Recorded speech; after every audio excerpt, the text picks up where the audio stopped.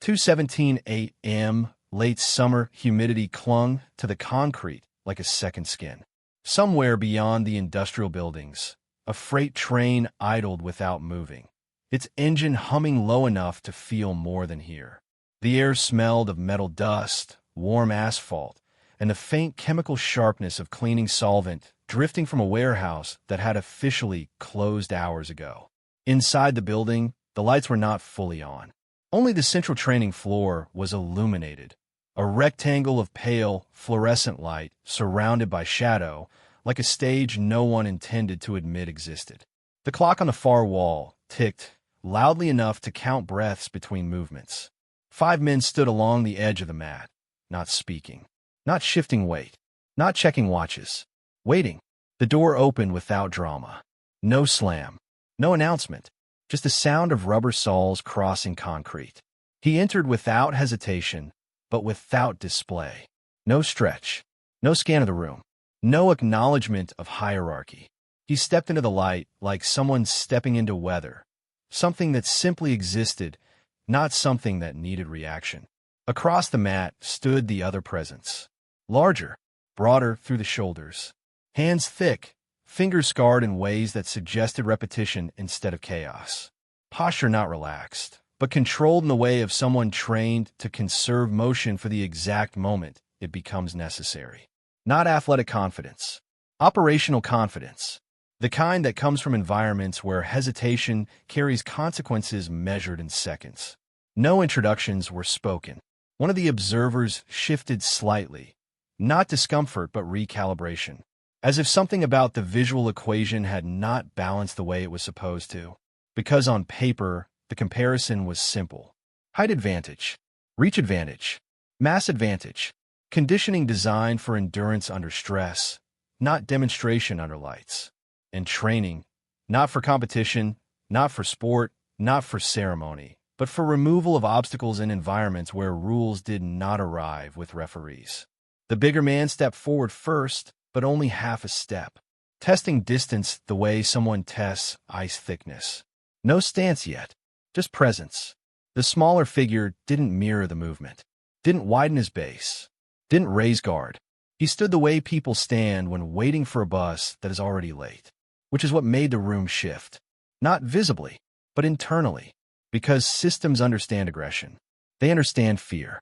They understand dominance displays and submission cues. They do not understand stillness without tension. The larger man exhaled slowly through his nose. A technique, heart rate regulation, muscle oxygen management. His shoulders rolled once, not intimidation. Preparation. The observers along the wall watched hands, not faces. Hands tell truth faster than eyes. The clock ticked again. 2:19 a.m. Fluorescent light hummed. Somewhere in the building, metal expanded with a soft ping as temperature shifted. The larger man stepped fully into range. Now stance formed, not traditional, not theatrical. Functional. Weight slightly forward. Hands high but loose. Elbows positioned to protect centerline without locking shoulders. Efficient. The smaller man finally moved. One shift, barely visible. Weight transferred through the foot, not lifting heel fully, just redistributing pressure. The movement was so small one of the observers blinked, thinking he imagined it. But the larger man saw it, and something microscopic inside his posture adjusted. Not fear, recognition. The kind that happens when instinct notices something training manuals don't describe. The distance between them was now conversational. Close enough to smell skin, detergent, stale city air trapped in cotton fibers. No one spoke, because language would have broken something fragile and invisible building between them. The larger man moved first. Not attack. Probe. Left hand extending. Not fully, not committing weight, just entering space to measure reaction time. The response was absence. Not block. Not dodge. The hand simply did not find resistance because the target was no longer precisely where it expected. Not far away. Not dramatically displaced. Just not there. The observers leaned forward without realizing. The larger man withdrew his hand slowly. Eyes narrowed, not anger. Calculation. Second probe came lower. Faster. Testing center mass. Again, nothing dramatic. No flash of movement. No visible technique. Just the subtle collapse of expectation. The contact never happened. The clock ticked. 2:21 a.m. Humidity pressed heavier against skin. Sweat formed not from exertion, but from the room itself refusing comfort. The larger man shifted tactics. Pressure instead of testing. He stepped forward fully, closing space aggressively, forcing collision range, where size, weight, and leverage erase most theoretical advantages. It was a decision born from experience. End uncertainty by eliminating distance. The smaller man did not step back, which was the first violation of predicted behavior. Instead, he stepped forward as well.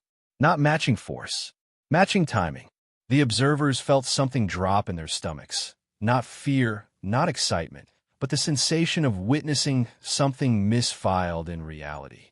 Because two bodies are not supposed to occupy psychological forward space at the same time without collision. The larger man initiated contact.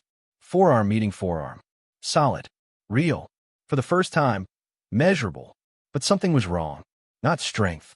Not speed. Alignment. The contact didn't produce resistance. It produced redirection. Like pushing against water moving just slightly faster than you can stabilize against. The larger man increased force instinctively. Muscle fiber engagement visible through shirt fabric. And the result was smaller than expected. Not zero, but wrong. The smaller man's eyes never changed. Not hard, not soft, just present, which is more unsettling than hostility. Because hostility gives you shape to push against. Presence does not. The larger man attempted control grip. Wrist capture.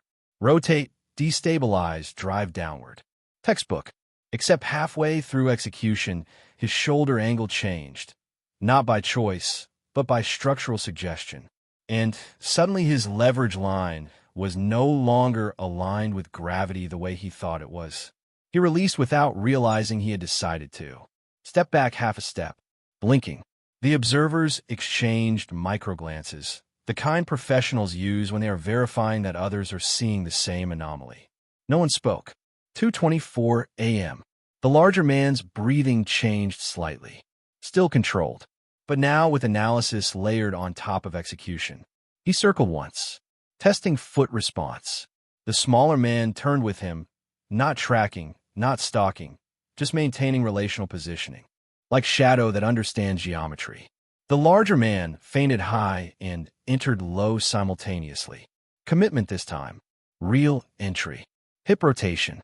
Mass transfer. Everything designed to end the question. The moment of contact came, and lasted less than a second. No one in the room would later agree on exactly what happened. Only on what didn't.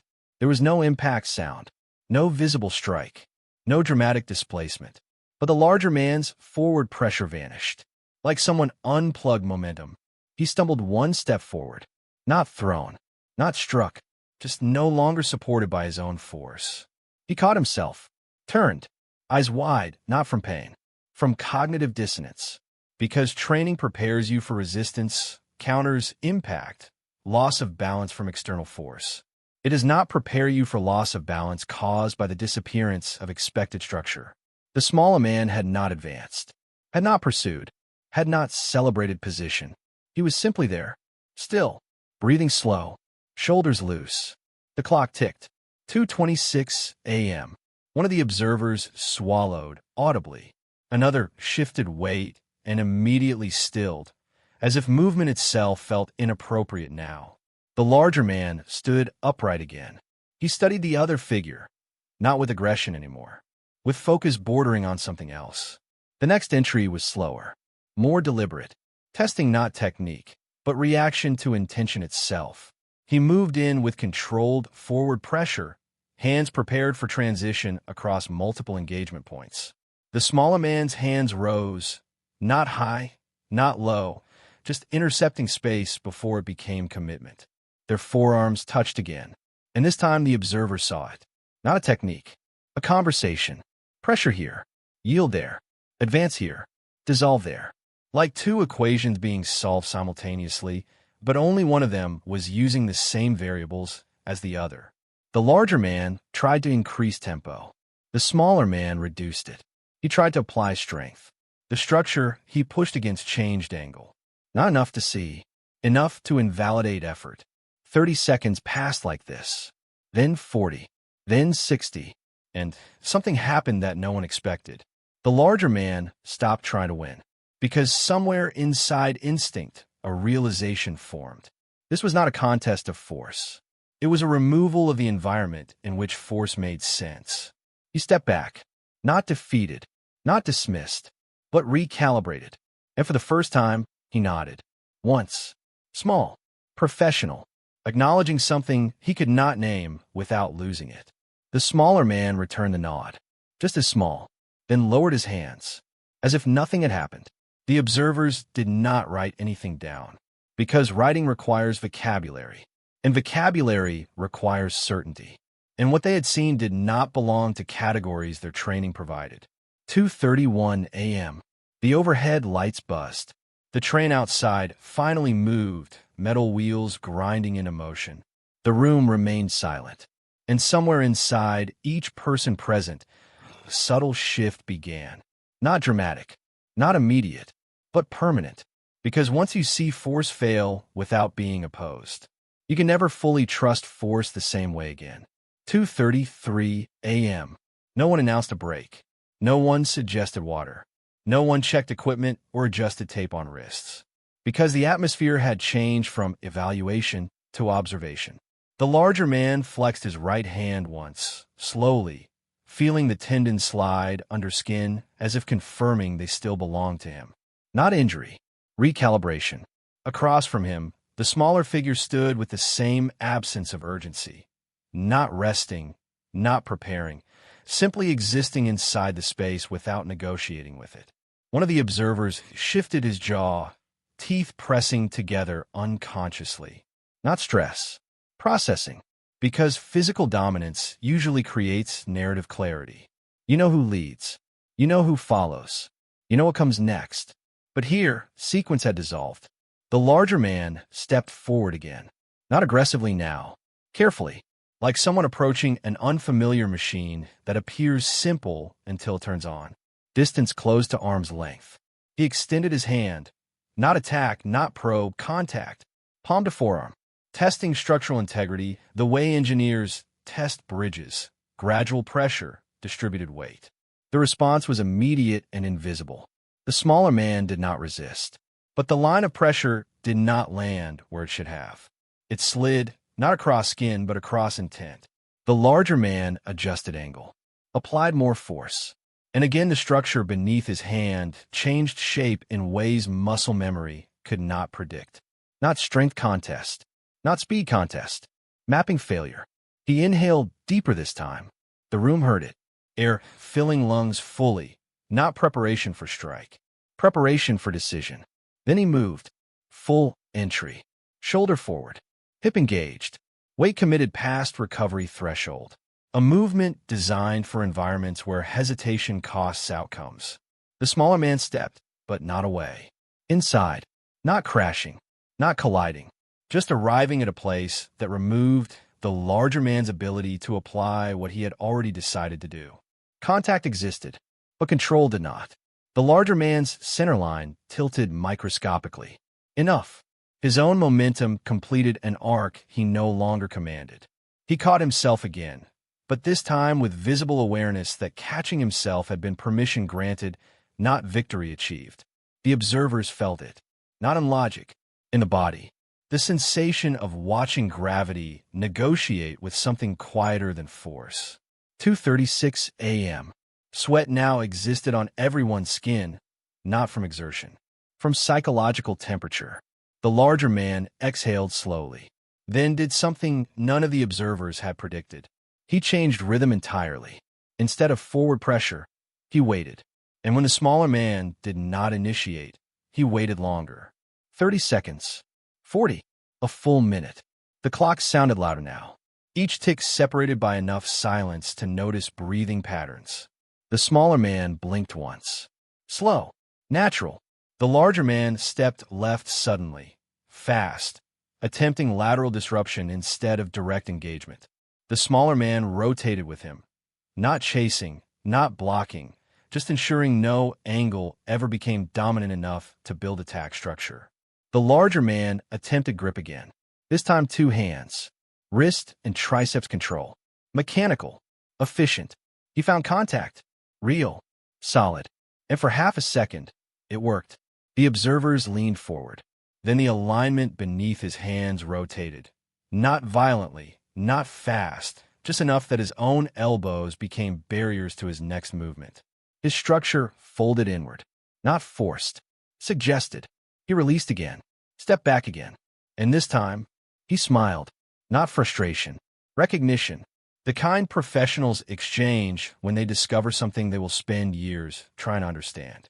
2:39 a.m. One of the observers exhaled audibly, then immediately stopped, as if sound itself might disrupt whatever invisible negotiation was happening between the two men. The larger man nodded once more, then gestured small with his hand. Continue. The smaller man stepped forward. Not attack. Presence increase. The distance closed until their shoulders were nearly aligned. The larger man initiated controlled push, not strike, full structural drive. The smaller man absorbed nothing. Instead, the drive redirected downward through angle changes so subtle they would never register on camera. The larger man felt it instantly. Not defeat, loss of equation. Because when force cannot find opposition, it collapses into itself. He disengaged voluntarily this time. Raised his hands slightly, not surrender. Acknowledgement of boundary discovered. 2:42 a.m. No one spoke, but the room understood something had ended, even though nothing dramatic had occurred. The larger man stepped back fully. 3 steps, then straightened posture, breathing steady again, eyes clear. He nodded a final time. Deeper. The smaller man returned it, then turned slightly, not dismissive, simply no longer engaged, as if the encounter had never belonged to public space in the first place. The observers remained frozen for several seconds after movement stopped, because ending is harder to recognize when nothing visibly finishes. 2:44 a.m. The fluorescent lights flickered once. The train outside was now gone. The building returned to sounding like an empty structure instead of a container for something unrecordable. One observer finally shifted weight fully. Another rolled shoulders. The spell of attention loosened, but did not break, because something had been seen that would never fit into report language. No winner, no loser, no spectacle, only removal of certainty. The larger man collected his bag slowly. No rush, no embarrassment, no denial, just quiet integration. Before leaving, he looked once more at the mat, then at the smaller man. And for a fraction of a second, something like relief passed across his face. Not relief of survival, relief of clarity. Then he left. The door closed softly. 2:47 a.m. The observers remained, not discussing, not analyzing, just standing in a room that felt slightly different from the one they had entered. Because once you witness strength fail without being broken, you start questioning what strength actually is. The smaller man picked up a towel, wiped his forearms once, set it down, walked toward the exit without announcement.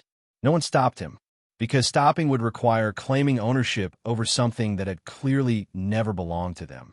The door closed again, and the building returned to being only concrete, steel, and fluorescent noise. But inside the people who remained, something had been rewritten, not dramatically, not emotionally, structurally, like discovering gravity has moods. Years later, the details would blur. Time would soften edges.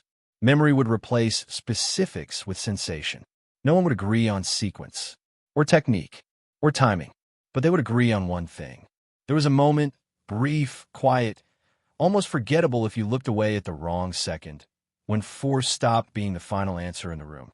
And once that idea enters the body, it does not leave, not completely. Some would attempt to explain it using biomechanics. Some would frame it as timing advantage. Some would reduce it to psychology.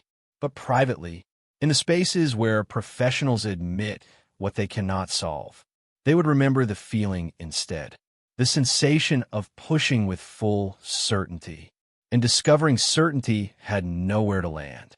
There would be no footage, no official record, no training manual referencing the encounter.